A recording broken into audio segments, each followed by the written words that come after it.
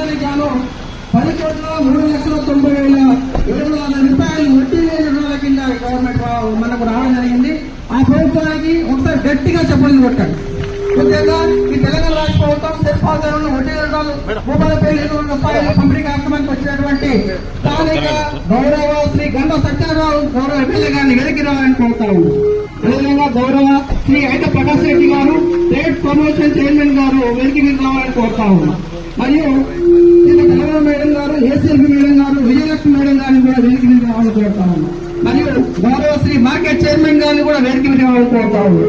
మరియు జిల్లా సమాఖ్య అధ్యక్షాన్ని కూడా వెనక్కి రావాలని కోరుతా ఉన్నాం. మరియు ఈ గన్పూర్ స్థానిక మండల సమాఖ్య అధ్యక్షాన్ని కూడా వెనక్కి రావాలని కోరుతా ఉన్నాం. గౌరవ డిఆర్ఓ గారు వెనక్కి రావాలని కోరుతా ఉన్నాం. అదేవిధంగా ఎస్ఆర్ డిఆర్ఓ గారు, ఎంఆర్ఓ గారు, ఎంపీడీఓ గారు,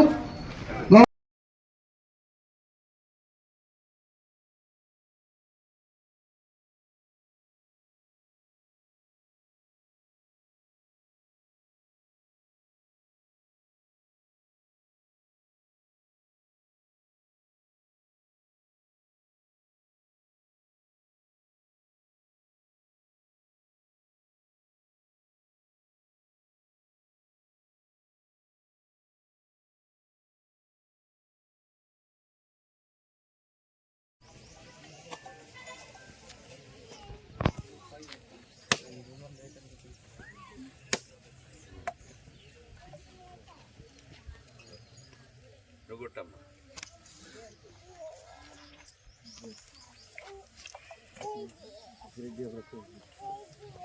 63 ఉన్నాయి సార్.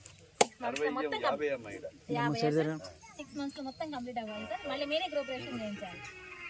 మైలారం, గాంధీనగర్, కర్కపల్లి, లక్ష్మారెడ్డిపల్లి, గన్పూర్, కొత్తపల్లి, ఉద్దారము, సీతారాంపురం, అప్పేపల్లి, ధర్మారావుపేట, అదేవిధంగా బసవరాజుపల్లి, వెంకటేశ్వర్లపల్లి, జంగుపల్లి, రవినగర్, చెల్పూర్లో ఈ అభివృద్ధి పనులకు 8,35,00,000 రోడ్ల నిర్మాణానికి, అదేవిధంగా ఇందిరమ్మ ఇండ్లు